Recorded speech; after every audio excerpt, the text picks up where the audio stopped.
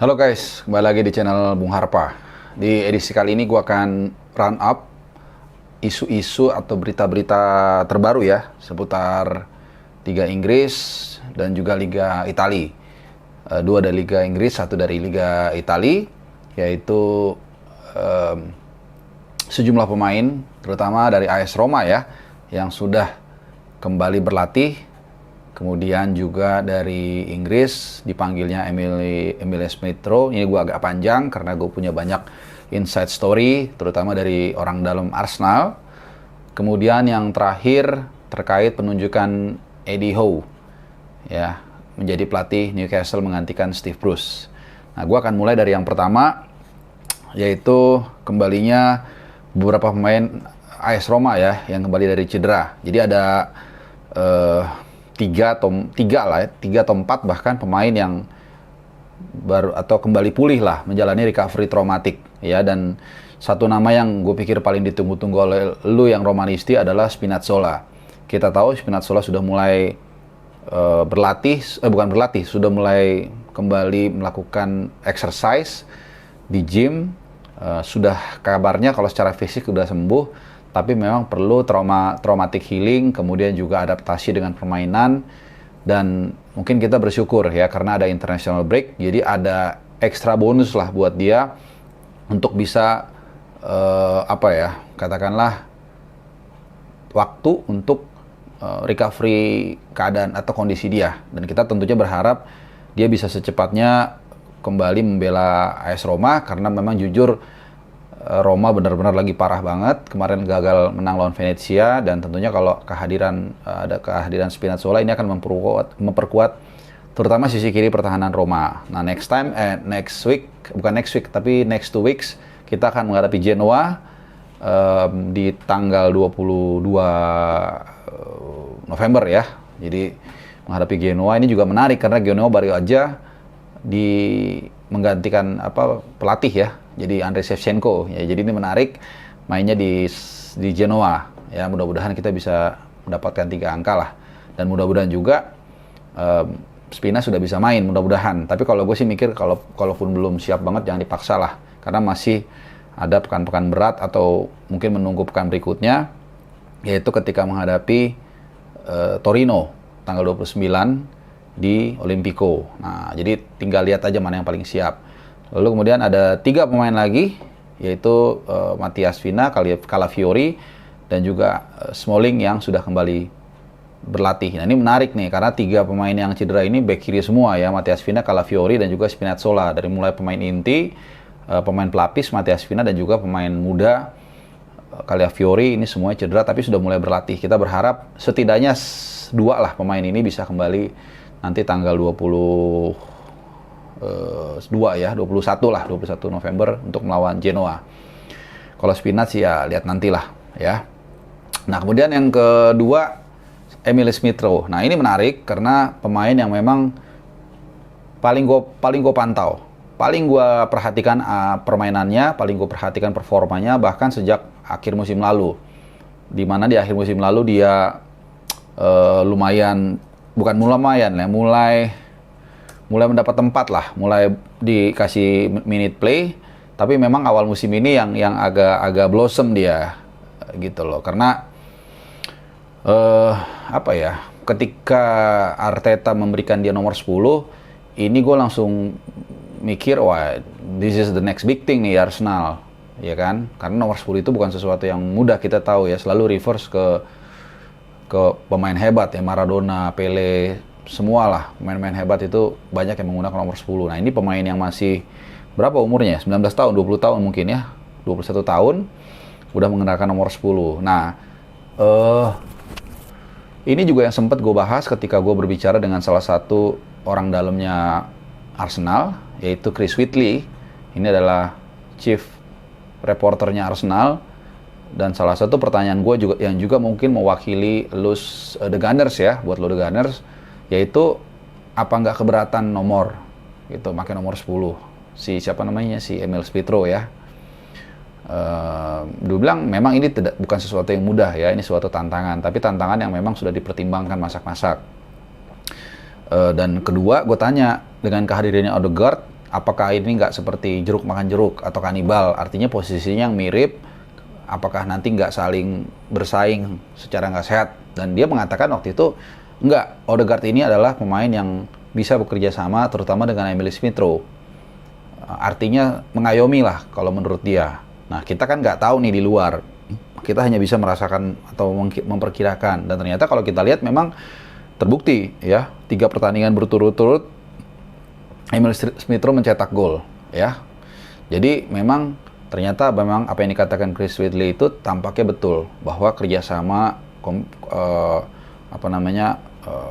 komposisi di lini tengah ini memang cocok antara dia dengan Odegaard. Cuman Emil Smith Rowe itu memang lebih punya privilege, lebih naik ke depan. Dan ini yang gue lihat dari pramusim. Dari pramusim itu dia lebih didorong ke depan gitu. Jadi kayak kalau di Thailand itu regista ya, atau trequartista 3/4 penyerang lubang, kayak Bruno Fernandes lah. Gitu. Jadi penyambung antara back tengah dengan pemain depan. Di pramusim juga dia udah kelihatan lebih banyak syuting, tapi syutingnya masih nggak bagus. Jadi masih ada yang kebanyakan sebenarnya tepat sasaran kalau yang gue lihat secara kasat mata ya. Cuman powernya nggak ada. Termasuk juga gue inget ketika melawan Norwich saat itu Arsenal cuma menang 1-0. Itu Smith Rowe banyak peluangnya, atau ada beberapa lah seingat gue. Tapi tendangannya kayak jangwe semblep gitu. Nggak kenceng gitu. Memang mengarah ya, akurat, tapi nggak kencang. Nah, jadi tapi memang dalam beberapa pertandingan ternyata cukup berubah gitu. Jadi kelihatan powernya lebih ada, dan memang itu tadi akhirnya dia bisa mencetak beberapa gol. Sudah 4 gol ya diciptakan 3 pertandingan terakhir, dan kemarin dia jadi match winner ya, kemenangan 1-0 ya di weekend kemarin. Nah, itu dari Emil Smith Rowe. Dan gini, gue mau juga cerita sama lu. Emil Smith Rowe ini pemain yang anomali. Jadi kalau kita tahu Inggris ini kan walaupun sekarang udah banyak dihuni oleh pemain-pemain dari luar Inggris, tapi masih banyak yang lebih mengandalkan power, kemudian speed, ya seperti itulah, physical. Nah, pemain yang satu ini enggak. Kalau lo lihat dia menjelajahi lapangan, punya visi, umpan-umpannya juga oke. Kemudian juga positioning dia. Kalau lo lihat kemarin waktu dia mencetak gol ya hari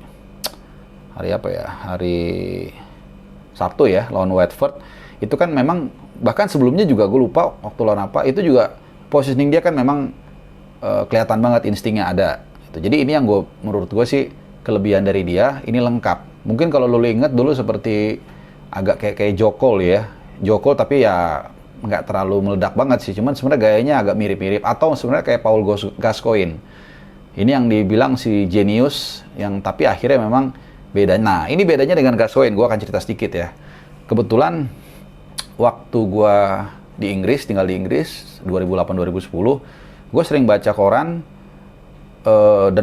dan sering sekali ada ada berita soal dia itu selalu negatif. Selalu misalnya dia lagi di hotel kemudian mabuk-mabukan, terus dikomplain bla bla bla, dan ini yang gue bilang attitude-nya. Jadi attitude Gascoigne ini ya memang kurang oke lah, kurang bagus, dan akhirnya ya karirnya begitu aja gitu. Dan sekarang juga kayak katanya sih jatuh miskin ya, atau ya nggak kaya begitu loh.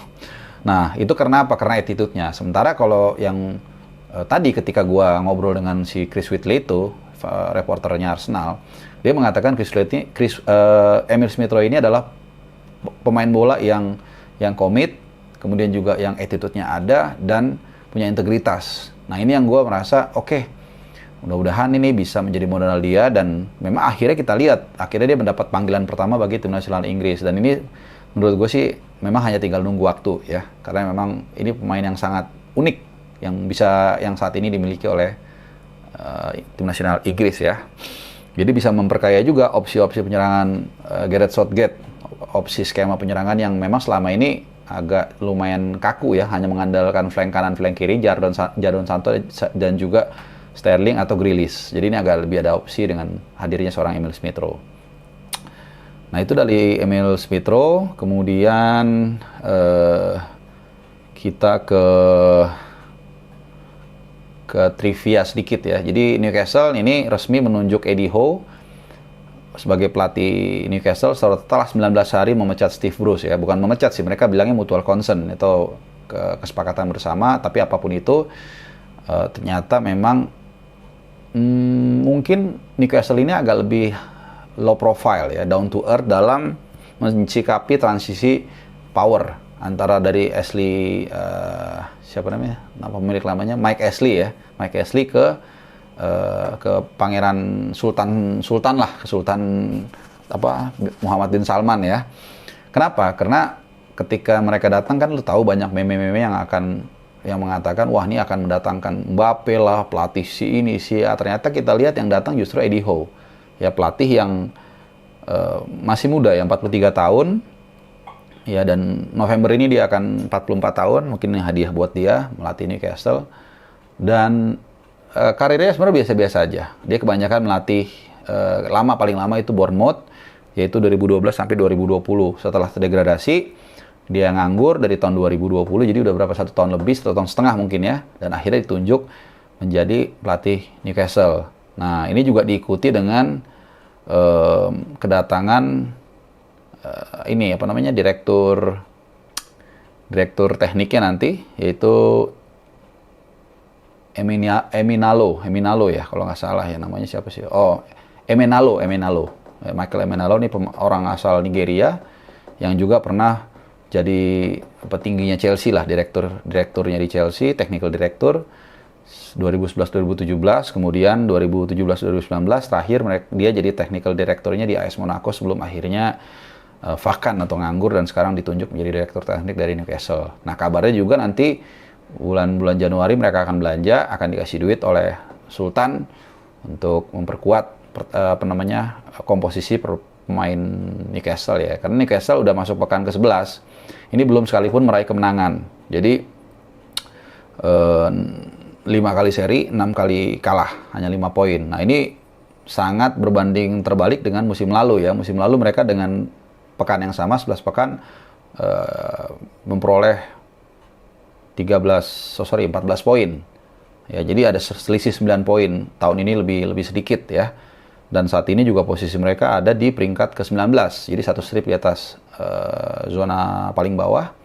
Sementara ya tentunya ini sangat riskan ya, karena Eddie Howe harus cepat mengambil langkah untuk bisa meraih kemenangan demi kemenangan atau poin untuk bisa menyelamatkan mereka bertahan di IPL. Nah, ini menarik kalau sudah dibeli mahal-mahal kemudian degradasi, ini bisa mengacaukan semua prediksi atau proyeksi yang sudah disusun gitu ya. Mungkin itu aja roundup dari gua. Jadi ada 3 topik, mudah-mudahan bisa mencerahkan buat lo semua ya. Thank you udah nonton, jaga kesehatan selalu ya. Ciao.